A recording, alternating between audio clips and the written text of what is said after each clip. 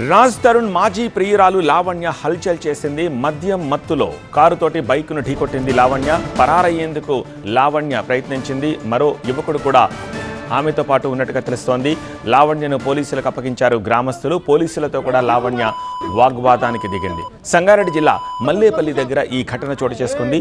కారును సీజ్ చేసి కొండాపూర్ తరలించారు పోలీసులు. ఎవరన్నా కుక్కలే కొరి మనిషి కుక్కలే కొడుతున్నది. పోలీసు వాళ్ళు అన్ని కోర్టు పెట్టినా మాట్లాడు ఏమంటారు? ఎంతమంది గుర్తావు? మా ఊరు ఇది, నా ఊరు ఇది, ఈ ఇల్లు మాది. ఏం కథలు కొడుతున్నావు? ఎవరు దేవుడు మూసుకొని కూర్చో. నువ్వు ఆడదాను, నోరు మూసుకో. మోగడం అయితే నువ్వు ఆడదానం అయిపోయినావు.